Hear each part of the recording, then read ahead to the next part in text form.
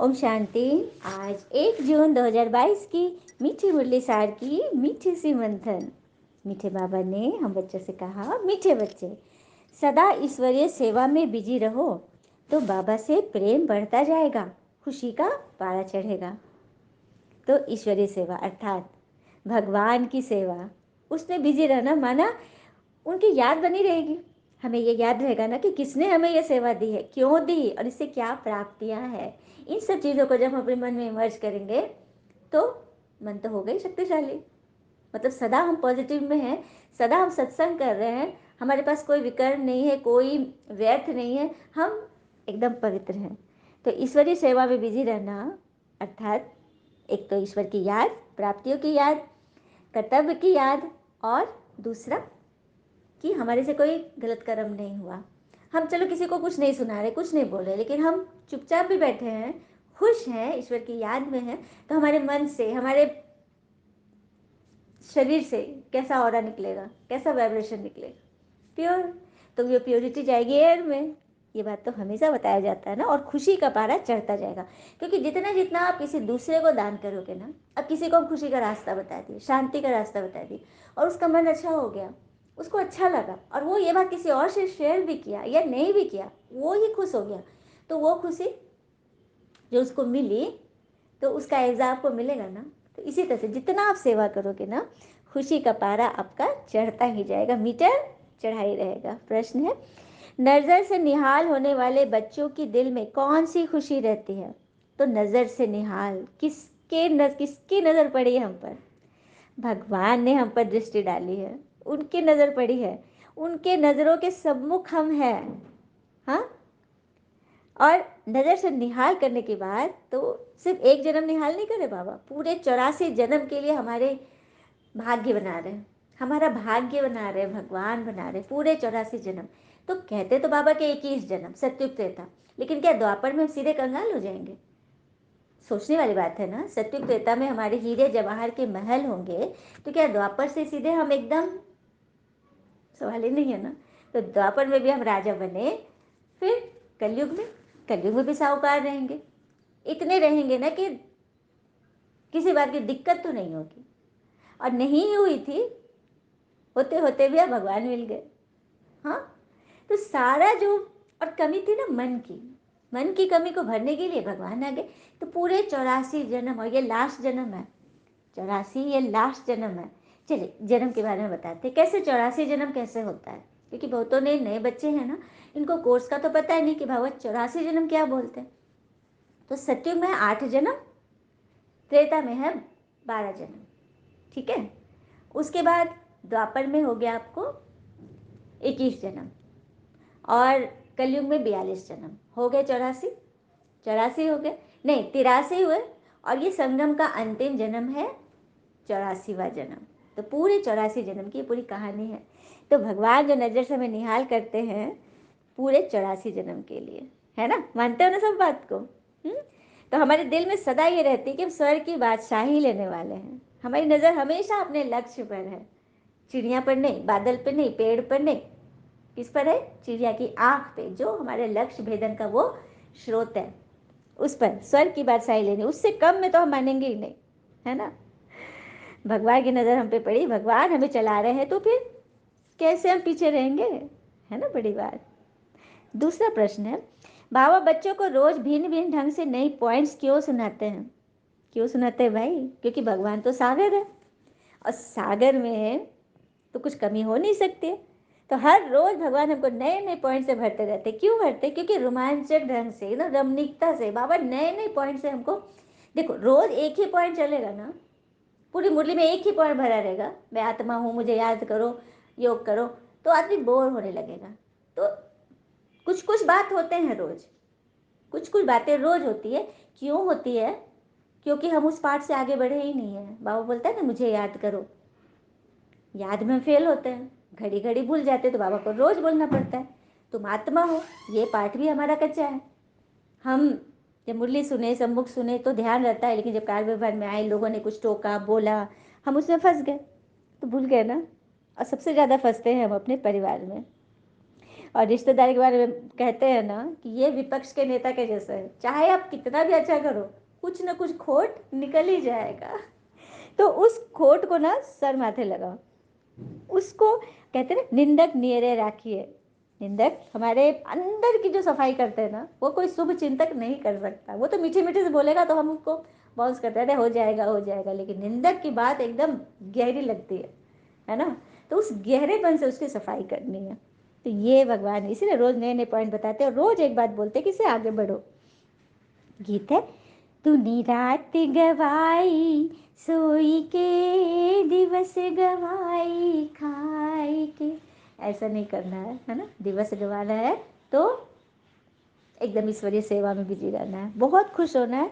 और कभी भी इस बात में इतराना नहीं है कि हम ही हैं, हम ही सब कुछ कर रहे हैं। हुँ? हम सबका भाग्य बना रहे हैं, बिल्कुल नहीं। सब अपने भाग्य का खा रहा है, सब अपने भाग्य का। कभी कभी कोई परिवार में होता है ना कि एक जन कमा रहा है और करीब 4-5 लोग 10 लोग खा रहे हैं। हाँ, तो वो हमेशा कहता है कि मैं किसके लिए कर रहा हूँ, तुम लोगों के लिए कर रहा हूँ, तुम लोगों की सुख सुविधा के लिए कर रहा हूँ, मैं दिन रात ये करता हूँ, इतना करता हूँ तुम्हारे लिए। हमेशा उसके मुख से निकल जाता है बस, क्योंकि उसको भी पता नहीं, क्योंकि सच में वही कमा रहा है तो वो बोल रहा है। लेकिन इसका रहस्य क्या है? हाँ, इसका जो रहस्य है, एक बार चलिए कथा से समझते हैं।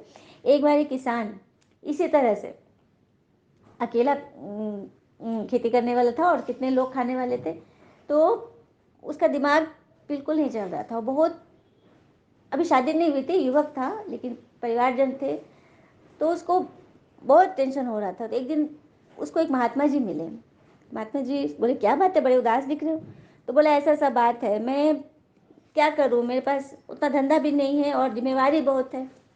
तो महात्मा जी बोलेगा, अच्छा ठीक है, मैं तुम्हारे भाग्य को फिक्स करता हूँ। तो कैसे? तुम्हें 5 रुपये रोज मिलेंगे, रोज मिलेंगे, विदाउट एकदम एनी फेल तुम्हें मिलेंगे। बड़ा खुश हो गया था, तो सीधा साधा 5 रुपये रोज मिलेंगे, तो बड़ा खुश। और धीरे धीरे उसी 5 रुपये में संतुष्टता से चलने लगा और सब कुछ करने लगा। तो उसका जो दोस्त था ना, उसको इसकी आदत बहुत अच्छी लगी और उसको इतना अच्छा लगा कि बोला कि क्या तुम मेरी बहन से शादी करोगे? तो मेरे पास तो 5 रुपये आमदनी है। तो तुम्हारी बहन, तो हाँ मुझे पता है, तुम्हारे साथ रहेंगी ना तो बहन बहुत खुशी है, क्योंकि मुझे तुम्हारे जैसे संतुष्ट व्यक्ति की मैंने खोज थी। तो बोले ठीक है। और जब बहन की जब शादी हो गई तब उसकी आमदनी हो गई 25 रुपया। तो वो महात्मा के पास गया और बोला कि मेरे पास तो 5 ही रुपया था, फिर ये 25 कैसे हो गए? तो महात्मा मुस्कुराए। मैंने बताया उसको तुम्हारा मेरा विवाह हो गया। तो बोला, ये 20 रुपये तुम्हें तुम्हारी पत्नी की तरफ से मिल रहे हैं, ये पत्नी का भाग जुड़ गया उसमें। फिर कुछ दिनों के बाद पत्नी गर्भवती हुई, तो उसका मेहनताना फिर बढ़ गया, 35 रुपया हो गया। हाँ, नहीं 60 रुपया हो गया। तब फिर महात्मा के पास गया, तो बोला, उसने सारी बात बताई कैसे पत्नी गर्भवती है। तो बोला कि हाँ, पत्नी जब आई तो 20 रुपया तुम्हारा बढ़ गया, हाँ, और उसके बाद 35 रुपये बच्चे की वजह से, तो तुम्हारी आमदनी 60 रुपये हो गई। तो देखा, देखा, कहने का बात है कि जो भी हमारे घर में आ रहा है वो अपने भाग्य का लेकर आ रहा है। इसलिए कभी ये नहीं सोचना है कि हम कर रहे हैं। ये भी तो होता है ना कि हम कहीं हम उनके भाग का तो नहीं खा रहे हैं।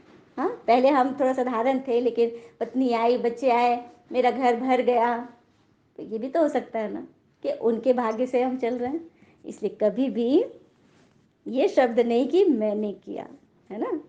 धारणा, कभी किसी बात में मूंझ कर निश्चय से ऊपर नीचे नहीं होना है। यही बात है, मूंझना नहीं है, फंसना नहीं है, घमंड नहीं करना है। घर बार संभालते कर्म योगी होकर रहना है। विजय माला में नजदीक आने के लिए पवित्र जरूर बनना है। तो विजय माला में आना है ना, तो हर बात में पवित्र, मन वचन कर्म से एकदम फिट। बुद्धिमान बनने के लिए ज्ञान का विचार सागर मंथन, सदा सेवा में तत्पर रहना है। आप समान बनाने की सेवा करनी है।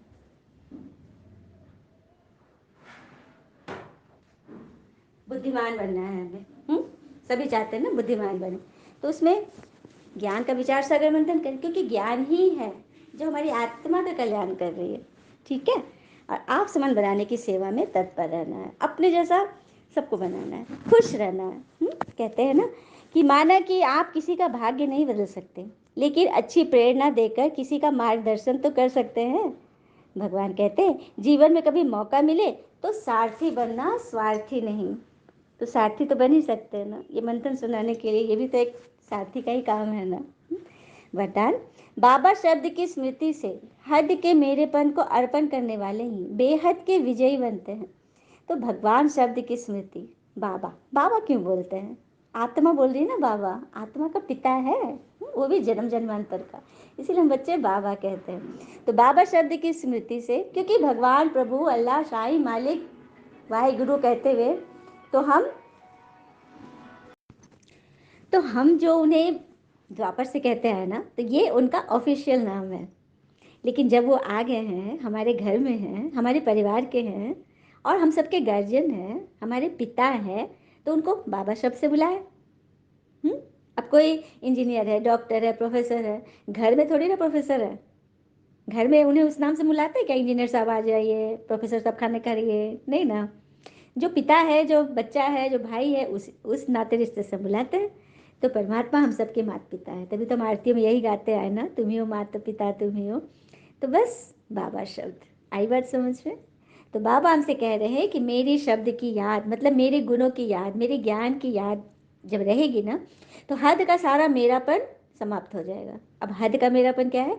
मेरा गुण, मेरी शक्ति, मेरी वाणी, मेरी समझ, मेरी बुद्धि, मेरी युक्ति, जितना भी कुछ में मेरा जहाँ लगा दिए, तो वो आत्मा मैली हो गई, हम फंस गए। और ये भी भगवान से ठगी है। भगवान के गुण है ना, हद के सारे मेरेपन को अर्पण कर दो, तभी सदा विजयी बनोगे। जब भी मेरा का टैग लगाया ना, फंस जाओगे। बाबा तेरा तू जाने, हमें तो बस खुश रहना है, ठीक है। और अपने आप को एकदम, कैसे हम खुश रहेंगे? जब हम सुबह उठेंगे। सुबह उठने के लिए रात्रि का भोजन कम करना होगा, और समय से पहले, 6 बजे के पहले। पता है क्यों? क्योंकि इंद्रियां नहीं तो देर रात जो खाते हैं, हम अपने इंद्रियों के साथ ना बहुत शत्रुता करते हैं, क्योंकि इंद्रियां भोजन पचाने में लगी रहेगी। हाँ, भोजन पचाने लगे। और सुबह सूर्योदय के समय, सुबह के समय जो ऑक्सीजन, शुद्ध ऑक्सीजन आता है ना, फैलता है, उसको वो ग्रहण नहीं कर पाएगी, क्योंकि वो तो अपने काम में लगी हुई है। सही रीति से वो नहीं, अंदर गंदगी भी है, और उससे वेट भी बढ़ेगा हमारा। जबकि लंबाई जो है, व्यक्ति की लंबाई, वो एक समय पाने पर, एक उम्र के बाद ना रुक जाती है, ठहर जाती है, लेकिन वेट तो कम ज़्यादा होते रहता है। तो हमें अपने शरीर के साथ, इंद्रियों के साथ मित्रता व्यवहार करना है, तो 6 बजे के पहले भोजन कर ले, या तो नहीं करें, ठीक है। ताकि इंद्रियों को भी दिन भर जो खाया उसको पचाने में आराम मिले, और रात का भी वो लोग एकदम रात पेट खाली रहे, कोई दिक्कत नहीं है, ठीक है। सब बैलेंस होगा, तो हम सुबह अच्छी रीति उठ पाएंगे, और याद भी रहेंगे। स्लोगन, अपनी सेवाओं को बाबा के आगे अर्पण कर दो, तो सेवा का फल व बल प्राप्त होता रहेगा। वही बात है, मेरी सेवा मैंने किया, वो सब कुछ बाबा को अर्पण करो, तभी हमें सेवा का फल मिलेगा। घर में भी हम कुछ काम करते हैं तो निस्वार्थ करें। ये आपका घर है, ये रिश्तेदार आपके हैं, पूरा परिवार आपका है। और कहते हैं ना, गुण न हो तो रूप व्यर्थ है, उपयोग न हो तो धन व्यर्थ है, और विनम्रता न हो तो विद्या व्यर्थ है। तो हर एक चीज़ को समर्थ बनाना है तो उसका उपयोग करो। और ये भी कहते हैं कि संबंध जोड़ना एक कला है, और निभाना साधना। तो साधक बनिए, भगवान आ गए हमें सिखा रहे हैं। सुबह उठने के लिए क्यों बोला गया? क्योंकि सुबह जब उठ के हम काम करते हैं तो बहुत फ्रेशनेस भी रहती है, एक रूटीन हो जाता है। सुबह सुबह पूजा पाठ भी हो गया, तो कितनी अच्छी बात है। उसके बाद फ्री हो गए ना खाने के लिए। नाश्ता करने में जनरली माताएं बहनें नाश्ता में देरी कर देती हैं, क्योंकि सारा काम कर लेंगी, समेट लेंगी, 11-12 बजे तक भी नाश्ता करती है, तो कितनी तबीयत खराब होती है, गैस्ट्रिक की प्रॉब्लम होती है, क्या क्या प्रॉब्लम हो जाता है। और सुबह उठ करके जब हम नहा लिए, फ्रेश हो गए, पूजा पाठ भी कर लिया, और घर के काम फ्रेश मन से करें, तो एक किचन में भी शुद्धता हो गई। हाँ, शुद्ध शुद्ध शरीर है, सब कुछ है, भोजन भी अच्छा बन रहा है, और जब भी बना तो हम जल्दी नाश्ता भी कर सकते हैं, है ना। तो हर एक चीज़ में हमें फ़ायदा देगा यदि हम समय पर चलेंगे, डिसिप्लिन से चलेंगे। अच्छा, ओम शांति। शुक्र मीठे बाबा, वो बाबा के प्यारे प्यारे बच्चे। थैंक यू बाबा, हमें इतनी अच्छी समझाने देने के लिए, आपका नज़र से निहाल करने के लिए आपका बहुत बहुत शुक्रिया। ओम शांति।